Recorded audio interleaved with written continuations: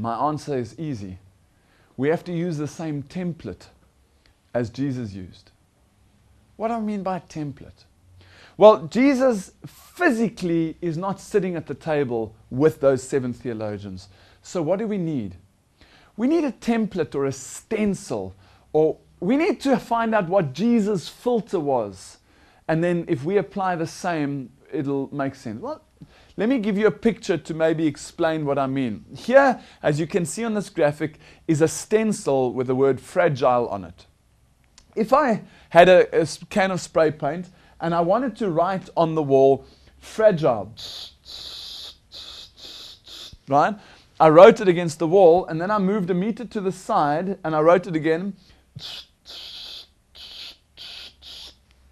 That fragile and this fragile, would they be the same? No. Obviously they would be different because of the slight change in my hand movement.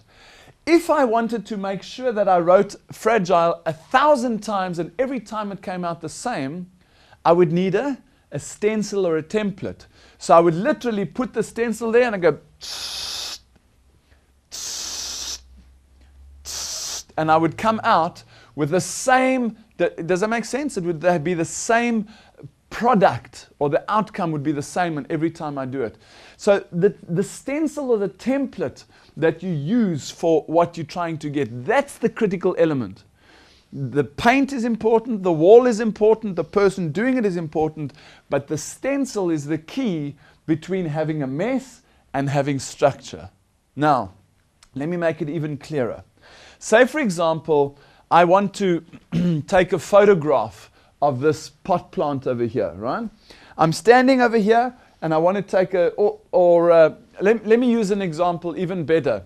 I'm taking a photograph of a mountain. I'm standing in Cape Town up on somewhere Belleville or at Blobergstrand. I'm standing there and I want to take a picture of the mountain. I take a camera like this one. It's called an SLR, a single lens reflex camera. All that's fancy wording for you can take the lens out and put in a different lens. Now you can see the lens on that camera is a zoom lens. It's a very long lens, right?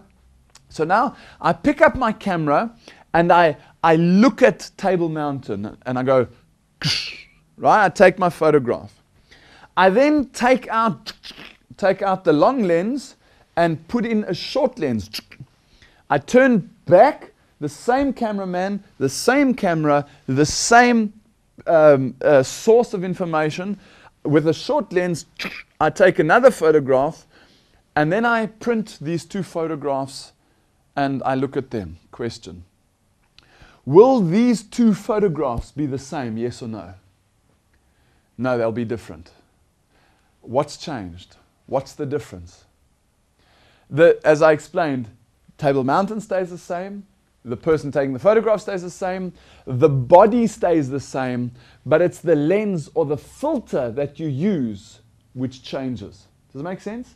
And the picture that you take changes according to the filter or the lens that you use. Now we've got 7 theologians sitting around a table. All of them are taking pictures of the same spiritual pictures, obviously, of the same biblical information. But all of them have got their own filters, their own lenses, their personal experiences. So they're all coming up with different pictures. And what we need to find out is, what lens would Jesus have used? Let's go back to the graphic, right? That guy at the back there is what I call Jesus. The body of the camera doesn't change.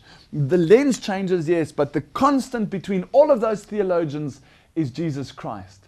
The lens, however, is what I call the critical component.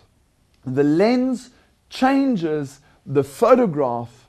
It doesn't change the source material and it doesn't change the person, but the lens changes the product of what you are busy photographing.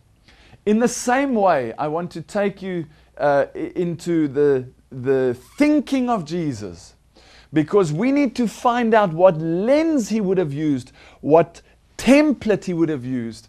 If Jesus sat at the table and spiritually he took out his spiritual camera and took a picture of that biblical theme, what lens would he have used?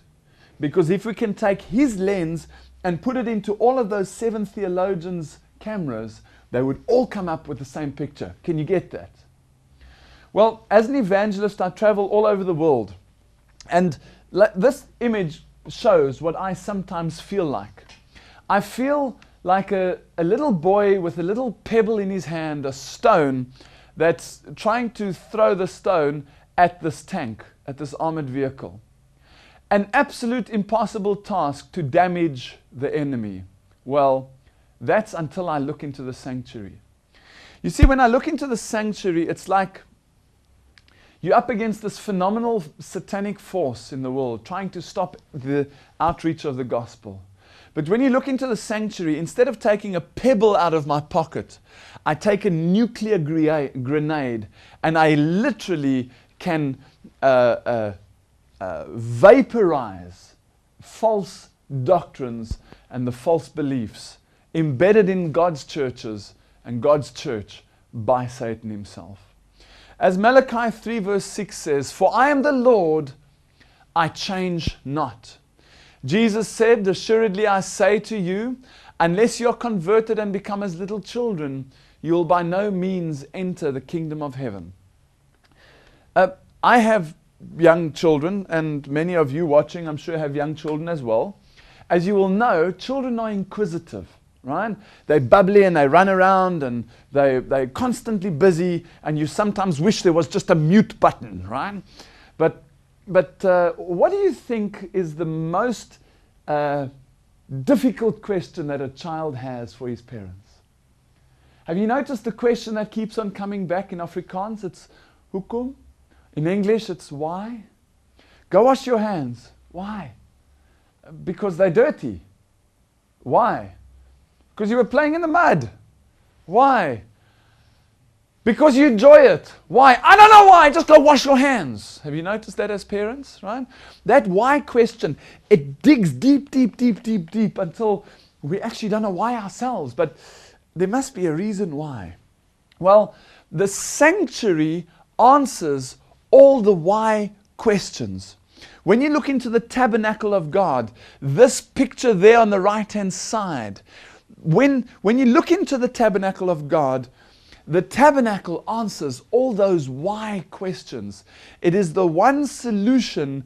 When you're looking for the filter of the Lord, we have to find out what Jesus' filter would have been, what his template would have been.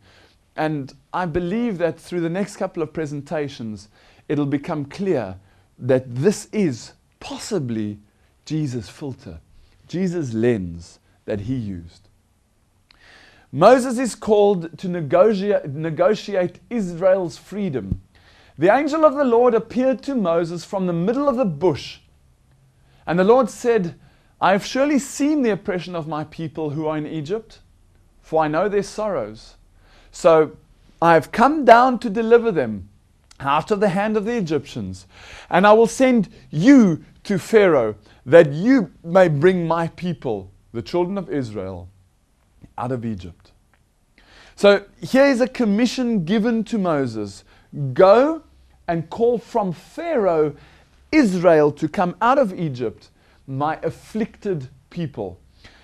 Moses goes about his business. He prepares Israel to leave. Eventually, after the plagues, etc., Israel leaves. They meet the Lord at Mount Sinai, and then the Lord calls Moses into Mount Sinai to speak to him face to face. Exodus 24. So Moses went into the middle of the cloud and went up into the mountain. And Moses was on the mountain 40 days and 40 nights. There he was in the cloud, in the presence of God for 40 days and 40 nights. What do you think he went there to do? Why did the Lord call him? Please notice the text where this is coming from. Exodus 24.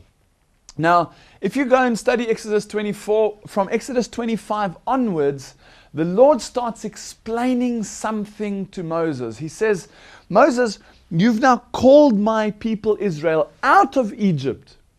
And now I want you to go and do something. I want you to go back down to Israel.